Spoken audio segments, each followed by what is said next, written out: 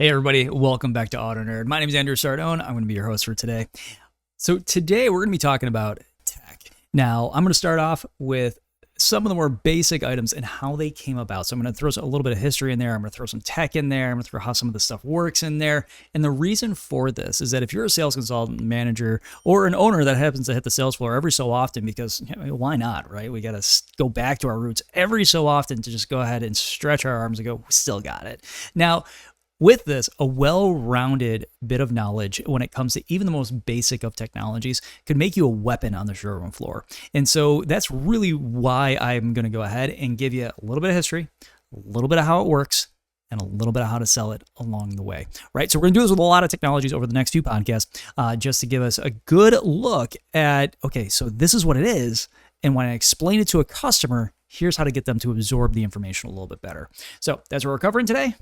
Let's get started.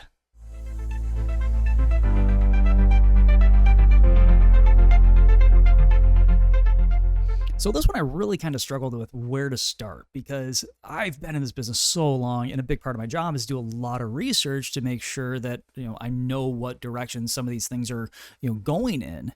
But one of the tough parts with this is that the research can go on for years and years and years into the past, right? If we start talking about intelligent cruise control systems or smart cruise control or whatever your manufacturers are calling it, I can go way back into the infancy of cruise control, and I am going to do it in one of the next podcasts that are coming up. I may even make that the next one. But with things that are coming on board today, right? You have your Android Autos, you have your Apple CarPlays, and I do reference them a lot. And the reason that I do is because these particular technologies are really marrying the customer's phone and the car together, enabling the customer to actually utilize their phone and use it while driving. Because nobody on this planet, and if I was to ask you, do you want to check your phone at the door? You don't, right? So way back in the past, when cell phone usage inside of vehicles started to rear its head. Now, you got to remember, we went from a time in the 90s where nobody really had cell phones and they didn't use them while driving. If they did, they're these crazy expensive things that were installed inside of vehicles, or you had a backpack, or you had, a little like lanyard that, or rather a suitcase that had a battery inside of it and this huge phone that you would use. If you want to see it, go ahead and hop online and type in old cell phones and you're going to see some super crazy stuff. Now, with these, cell phone legislation with vehicles started to really ramp up with the introduction of iPhone. But before that, cell phones had the allure to them of being just simple, easy to use communication, and people started to grab them up because you could talk to your friends from wherever you wanted to, but the cost of using it was incredibly high. So as far as that, cell phones really didn't play a role until data became something that we absolutely needed in abundance. So this was right around 2013, 2014, right in that wheelhouse. Cell phones started to become a major problem inside of cars. Now, going back a little further, right? We're going to go back 2008. Right about in 2008, we started to see legislation start to bubble up with that to combat things like distracted driving. Now, this is a tough part because combating distracted driving basically means that you're going to do whatever you need to do to save lives on our roads. Makes perfect sense. What doesn't make perfect sense is how we go about something sometimes. Because when we go ahead and look at cell phone usage in cars, we have a lot of extremes. So I'm going to get a little political here. I'm going to try to not leave my opinion out of it. But when it comes down to it, legislation was put forth over and over and over again. And I remember some of this legislation was almost married up with the drunk driving laws, basically saying, hey, for drunk drivers, we have them use a breathalyzer and then the car will start and then they can go. So the similar ideas were proposed for cell phone usage. So when you would get in the car, one manufacturer actually built into their vehicle a spot for you to slide your iPhone right on into the dash, and then that would enable Bluetooth and things like that. Really cool way of going ahead and getting the phone out of the person's hand, reducing distracted driving, allowing for their phone to carry a lot of the heavy load. Now, it was in a luxury car at the time. And that particular luxury car didn't really stick around very long, simply because it was beautiful carbon fiber monocube body, but it was a limited run. And I really wish manufacturers looked at that a little bit deeper to go, hey, maybe to get people to not use their phone in the car, we evolve this whole Android Auto Apple CarPlay thing so the customer just slides their phone right into the dash, just like a cassette player, and boom, it works. Apple was just forced to put a USB-C on their phones, so I don't know, maybe we'll see something like that in the future. It'd be kind of cool. But this legislation, when it was brought up, especially when we start to move into the years of 2010, people started to go ahead and say, well, cell phones are causing a lot of deaths while driving. They were, and still are today. It's one of the number one causes of death when you're driving a vehicle is somebody just playing with their cell phone, swerving on over, blowing through an intersection, missing a stop sign. You name it. It removes all of our attention from the road directly to what's connected to our head at that point in time. So the legislation that was coming out in the early 2010s, early 2010s, we'll call it, really looked at how to disable the phone. Now, this laid into a lot of areas of danger. Mainly, a lot of people, when they took a look at it, was, well, what if I have an injury? What if I get in an accident? What if, my kid is having an issue at school? The school can't get a hold of me. So there were a lot of very legitimate things that bubbled up to the forefront of the fact that, hey, if you can't go ahead and get in contact with a parent, then we have an issue. So cell phone blockers inside of vehicles really didn't work, right? One major American company actually started working with our government here in the United States to start finding a cell phone jamming system that could go in the vehicles. Now, this was right around the Bush era and Bush 2, and so this really started to fire up the conversation of private data, of where's my data going, and those conversations just started to bubble up then, right? Nothing too terribly crazy, but it started to push that idea of moving the cell phone out of the vehicle into the territory of no, we have to make sure that the cell phone works for the individual while they're driving their car. So manufacturers right around 2009 to 2012 started to integrate into their vehicles. And let's see, I'll throw some names out there. So Ford had their sync system, their first sync systems. Kia at the time had Yuvo, it stood for Your Voice. Hyundai started introducing BlueLink. Toyota started to come up with their infancy of Uconnect. And so with these systems that started to come out, it was the manufacturers were seeing, hey, can we actually make the phone work with the vehicle? Because the customer's not going to go ahead and turn their phone off, leave in a backpack. What one representative in Congress actually went ahead and said, hey, how about we go ahead and just line the whole vehicle with copper mesh all the way through, effectively making the vehicle a Faraday cage. And this was actually possible. Ford for many years put copper inside of their windscreens, and some manufacturers take, like Hyundai, Kia, put a very fine mesh through the windshield to go ahead and have a defroster on your heated windshield. So this was actually a capability. Now, I don't know about anybody outside the United States working on anything like this, or any foreign manufacturers working on this. But this representative came forward and said, hey, here's how we fix it, right? We have manufacturers go ahead and build the cars out so the customer essentially gets inside of a Faraday cage. Now, you've seen things like this before, right? A very famous photo of Nikola Tesla and one of his Tesla coils sitting right next to it because he was inside of a Faraday cage. And so the Faraday cage will allow you, if you've never heard this term before, a Faraday cage is essentially a copper surround. Is what's typically used as material as copper. And what it does is it blocks Wi-Fi, it blocks any remote signals coming into that device, and also blocks outwardly. So if you take your phone and you are in a really good signal area, let's say your 5G is just off the charts and you're like, I'm practically getting satellite out here. If you take your phone and you slide it into one of those, all of a sudden, if it's a good quality little Faraday envelope, all of your signals on your phone just go blank. Right? It's just not receiving a signal anymore. And then you take your phone out and you got it. And so a lot of people tend to feel that these are much better for like security and like airports and stuff like that for data security. Whatever you're going to do to make yourself feel better. But this legislation was immediately shot down. People said, absolutely not. We can't do that. And we saw the automotive manufacturers come out with a very big push on this. Now, this big push was all about going ahead and making sure that their customers got in the vehicle and had the ability to have maximum convenience. That was huge, because if you're a manufacturer and you're going, well, we're not going to go ahead and offer up the ability to use your cell phone in the vehicle, but everybody else is, you're not selling your car. You're just not. Now, we've seen this recently with Apple CarPlay and Android Auto, is that some manufacturers will go ahead and say, well, we're not going to put Android Auto or Apple CarPlay in our car. Well, why? Well, because Apple will take the data from the vehicle.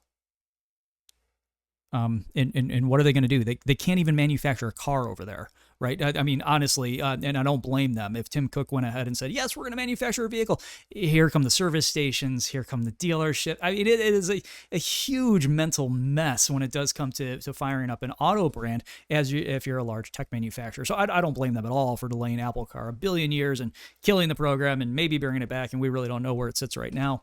But the thing is that integration of the phone into the vehicle, no matter if you're an iPhone user or an Android user or even an old BlackBerry user, has to be there to some degree. So now manufacturers in between 2009 and 2012 start integrating these platforms into their vehicles, right? Back to that whole UVO, UConnect, the Ford Sync systems.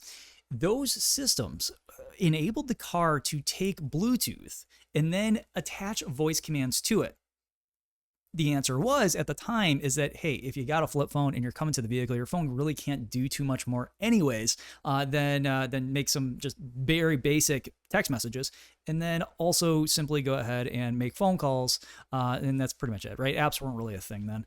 But once iPhone was introduced, and in a big way. Now, I'm not talking about iPhone 1. I'm talking about later generations that started to become much more evolved and started to really attach themselves to our day-to-day lives. I mean, heck, just sitting here, I'm looking at an iPhone, I'm looking at my iPad, I take notes on it, I got my MacBook over here, I'm recording this on.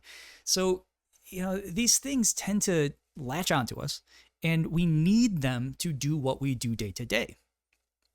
So the customer goes ahead and they get in the vehicle, has a Microsoft Sync type system inside of it, and now they have the ability to give voice commands, send text messages, possibly, depending upon the vehicle. I know that was a big money mess for a while, but it gave people a way to go ahead and say yes to buying that car. Now, the legislators, as time went on and representatives brought more ideas to the table, Summit happened I think 5 or 7 years ago, up in Detroit, where all automotive manufacturers came together, and also Apple and Google and a lot of other tech heads came to this as well. And at this summit, there was the groundwork was laid for better infotainment systems inside of vehicles. And this groundwork basically stated that if we're going to continue manufacturing devices that cause high distraction inside of cars, then we need to also go ahead and support that in ways that can be safe. At the same meeting, Google stepped up to the plate and said, hey, we got this thing over here. It's called Android Auto. It's right here. Take a look. It's pretty awesome. We are already playing with it. We know this is an issue, and here's our answer. And like a week later, Apple's like, "Hey, here's Apple CarPlay," and it was kind of like, I laughed when I saw it because I'm a big Apple fan. Is that it was essentially an iPad just kind of minimized to work inside of a vehicle. But all of these systems today now give us the ability to drive safely while being able to still feel connected to the outside world. But it wasn't always like that, because the road to get to the point where we are today really was bumpy. It was choppy, and I mean the potholes in the road were worse than the bridges in New York City. It got to the point with some manufacturers where they just straight up were removing Bluetooth from the vehicles, right? Simply because when it came to using the phone, they didn't want to be party to the idea of people are dying in our cars in accidents. And not for nothing, I don't blame them, because it's not a statistic that you really want to have, is that, hey, people are dying in our cars due to cell phone usage. And then all of a sudden they bring Bluetooth back. Well, why'd you bring Bluetooth back? Well, sales are down because people are wanting this. And the next year they take it off, they bring it back, and so on and so forth. And so it became an accessory for some models. I remember for the manufacturer that I was at during the 2012 times, we had, I think, 3 or 4 different Bluetooth modules inside of our cars. They're all different. They all worked entirely differently from one another. There was no symmetry.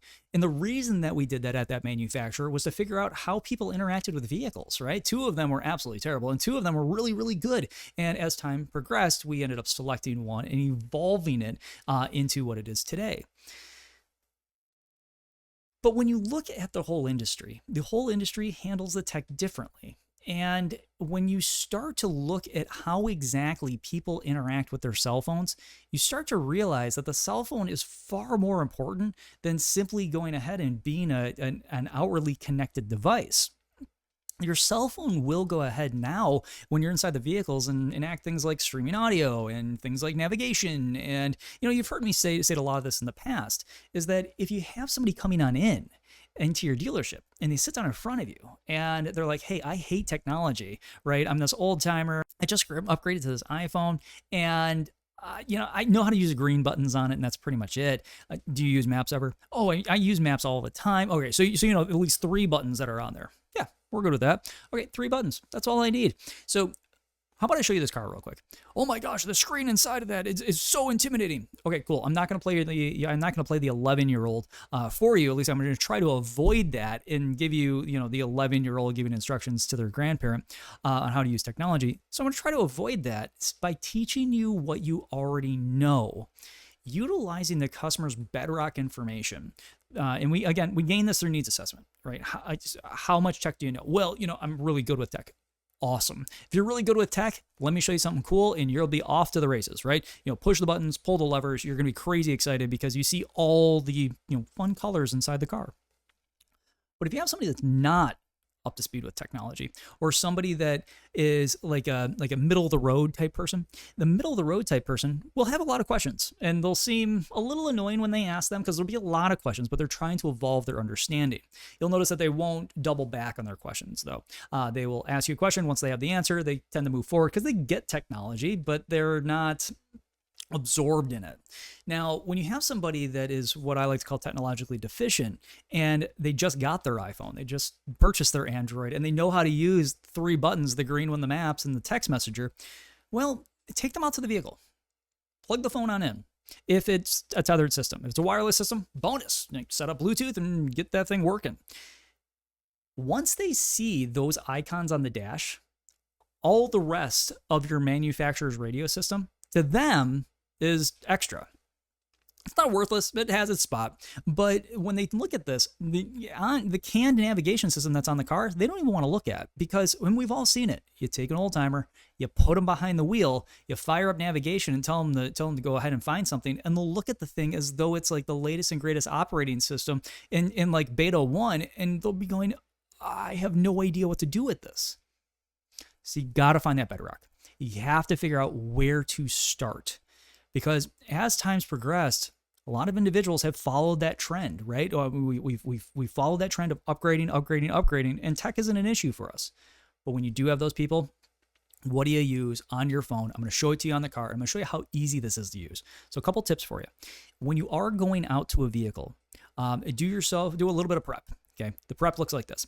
Have a cable that has switchable heads on the top. Okay, so grab a cable that has like USB-C and also iPhone compatibility and have that in your pocket. It doesn't need to be a very long one. I think you can get these on Amazon for fairly inexpensive, but when the customer purchases the vehicle, obviously recommend, try to get yourself factory cable, right? Factory cables regulate that charge. And they also regulate the data a little bit too. But if you're using, let's say, that $2 or $3.99 cable from the gas station, all right, like the bright pink, bright green ones, yeah, they're fun, not a problem. I can put a green cable in my car all day long. As you can see, I obviously don't hate the color. But with these, they don't have the ability to properly modulate the power from the USB port. They'll work temporarily, and then the USB port burns up. USB ports right now are the #1 replaced piece inside of most vehicles today. And so because that's the case, it usually comes down to the fact that the cable could not go ahead and tell the car to, hey, stop charging, slow yourself down. And the phone was trying to send a signal to the cable to go ahead and tell it that, and the cable just can't communicate. So if you ever take apart the end of a cable, like this one here. I've done this. I'm one of those people that take things apart and figure out how they work and that sort of thing. So inside of this particular white iPhone cable, if you're on the podcast, it's normal, standard white iPhone cable with a USB-A end and a iPhone jack. I think they call it a lightning on the other end. So with this, if you take it apart, you'll actually find a pretty interesting chipset inside of here. And that will control a lot of the power, a little bit of the data, not too much of the data. But it also protects your vehicle from burning up that USB port. So that's why you hear a lot of manufacturers say, hey, factory cable, because those other ones, they don't do you any justice, right? Yeah, they're $299, they weren't $40, but if you just bought a $60,000 car, go get yourself proper cable. So back to the history side of it, because it gets a little squirrely. So as time progressed with cell phones, not only did we have things like Faraday cage come into conversation, which was obviously shot down. As time progressed, we had other things come up. Some states went as far as saying, hey, you know what? If you go ahead and you utilize your cell phone while driving, and this was very early on, you immediately not only get a ticket, but you get arrested. That was stuck around for, I think I saw 4 or 5 articles on that, and it stuck around in one state for about 3 weeks, and immediately it went away because, we'd go ahead and we'd be driving on the road, no cell phone, look over, and there's the officer with cell phone. Not cool. Doesn't really leave a great taste in people's mouths. So with this, all of a sudden, we then started to see, if that couldn't happen, ticketing. And we see this today, right? Now, ticketing is very loosely controlled. You can see it every single day. People talking on their cell phone, they'll drive right by an officer, and nobody goes ahead and says a thing. And I understand why that is, right? We got to utilize our phones. And the ones that I love the most is when you see somebody using their phone, and they're like talking into it like this while driving. What the hell? Just use Bluetooth. I see your car. It's a brand new vehicle.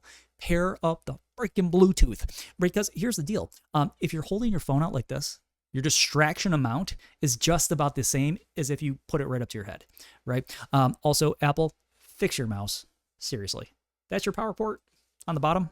No, not cool. If you're listening to this, I'm using an Apple mouse as an analog for a phone.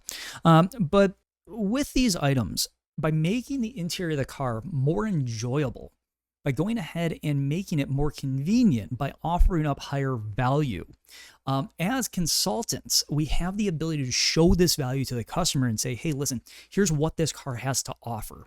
Because remember, as I've always said, when it comes down to closing that deal down, closing is based on a couple things. High profit, right, is based on motivation. If the customer's motivations aren't there, all of a sudden negotiation comes down and profit drops. Not cool, right? Because when people are motivated, they're more than happy to go ahead and pay more for the car. When they're not motivated, all of a sudden we need to create the value somewhere. And so it comes into, hey, let me give you a good deal, AKA, let me give you some of my paycheck and pay you to drive my car off the lot. That thought never resonated well with me. So when you have a customer, whether they're an old timer that's tech deficient, no offense to any super techie old timers, or you have somebody that is walking through the front door like straight out of high school, super techie and knows coding like the back of their hand. I mean, these kids these days, no matter who it is, sit down, learn who they are, figure out where their bedrock is, their bedrock understanding, and then take them out to the vehicle and show them the value proposition of how this thing can actually change their life. If you don't show them that, next thing you know, your customer's going to go ahead and say, it's okay. I mean, it's okay. The car has everything on the planet on it, including the ability for you to actually use a navigation system. It's okay. You got to show them the value, right? What music do you listen to, right? Let's download those apps. What map systems do you use? Let's download those apps. Many of them will show on the nav system now, even some overlanding apps, which I thought was pretty cool. So if you're an overlander, download those apps for Android Auto, Apple CarPlay, slap it on the car, and even the trails that you want to go on, you can see them right on there. It's awesome, and it drops the breadcrumbs along the way. Some of these apps are just kick butt when it comes to nav and music. So download those. Show the customer how it works. Or if you have a customer coming on in and you've talked to them on the phone, hey, what apps are you using? Well, I use Spotify an awful lot. If you're not a Spotify person, just download it, activate the trial, and just show the customer, hey, there's the app, and here's how it works. Oh, can I try it on my phone? Absolutely. And now, once they're trying it on their phone, they're having their own experience with the car. And once they have their own experience, they start bonding. And as people start to bond the vehicles, the idea of saying no to that car becomes impossible. So, as far as that goes, get people to go ahead and interact with the vehicles in the way that they typically do, because the ability for you to utilize your cell phone in the vehicle with today's technologies almost never happened. So take advantage of it because it's one of the most highly sellable things that pop into vehicles. I think as the statistic goes, 96% of people have absolutely no clue what goes under the hood of the vehicle. Cool. One less thing for me to go ahead and really dive on into. But when it comes to technology, nearly 100% of people walking in through the front door want to interact with the vehicle in some way that incorporates their phone into that usage. So spend some time with them, figure out where they are, and then from that point on, build up the value proposition, right? Because if it is somebody that's tech deficient and you end up going ahead and saying, well, it has all this awesome, crazy stuff on it, you might scare them away. If it's somebody that is, let's say, super techie and understands it all, and you treat them as though they're tech deficient, and you just go, and you press that button, it does this, and you press this button, it does this, hoping to get the wows out of them, they're going to look at you and go, why? Why are you treating me like a grandparent and you're the 11-year-old child? So again, know who you're working with.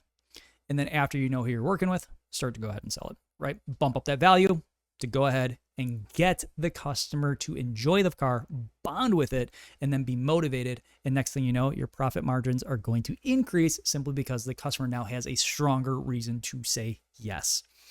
All right, gang, please go ahead and mash that subscribe button if you haven't yet. I'm going to try to bring this content to you every single week with something different and unique that will help you boost your profit, get your customers on in the door more frequently, and give them the ability to be happier with you so you can crush those surveys every single time while also boosting your gross. All right, gang. So again, hit that subscribe button. And aside from that, next week, we're going to be going ahead and you know what? We'll talk some cruise control because that's kind of a super fun topic. It seems little, but there's actually a lot that went into it that now has evolved into something that is near self-driving or even self-driving with some manufacturers that are out there. All right, gang. I'll talk to you later. Thanks for listening. Bye.